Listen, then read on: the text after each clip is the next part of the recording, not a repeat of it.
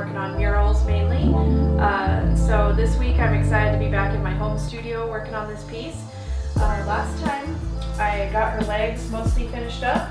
I've got cement over her legs and abdomen, and then I added a thin layer of epoxy on her legs up to this point, and she'll still need some up this way. But I went ahead and got her down off of the table so that I can start working on the upper part of the sculpture, her arms and face and everything. So I'm going to be continuing to build the framework, and what I'm doing today is I have this wire, which is thin enough that you can bend it, but thick enough that it's strong when you put it all together.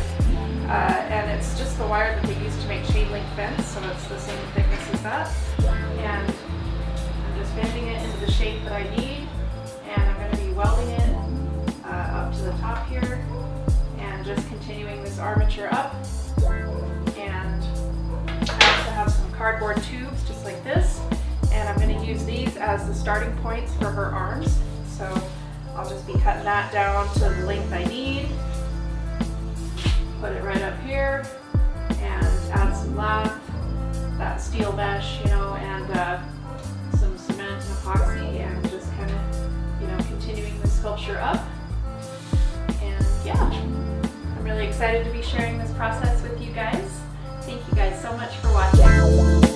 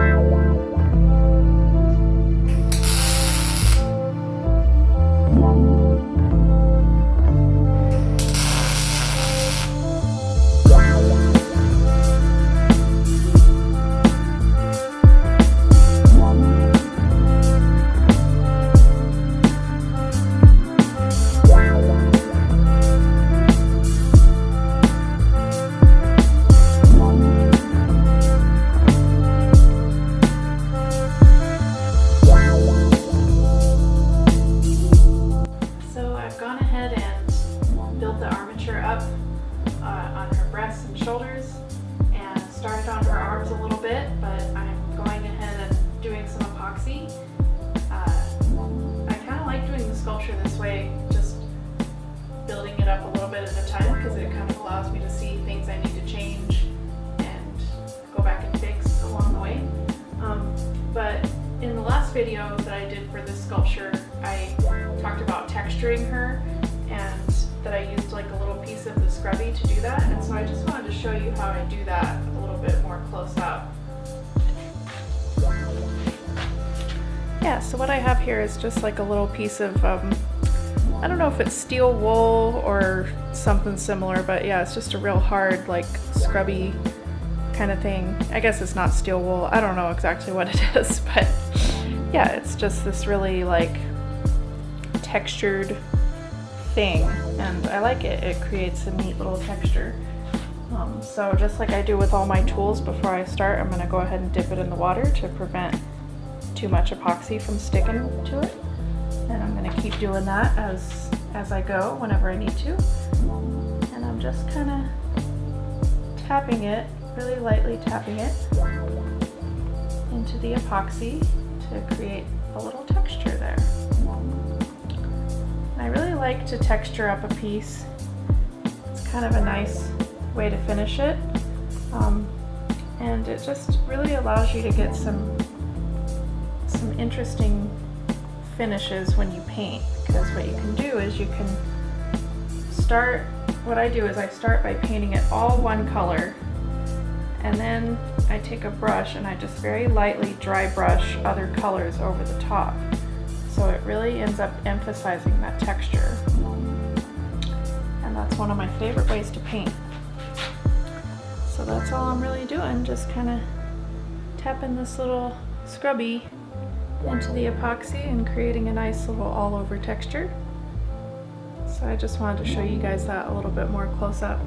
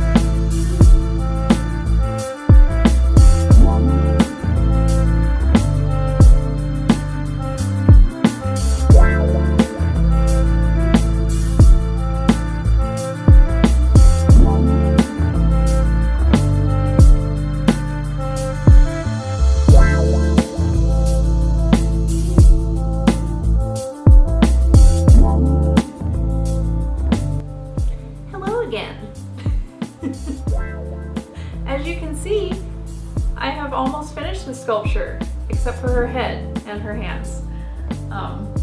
So of course, those are going to be two of the most detailed parts of the whole piece, so we'll see how long it takes to do those, but I'll start working on her head next week.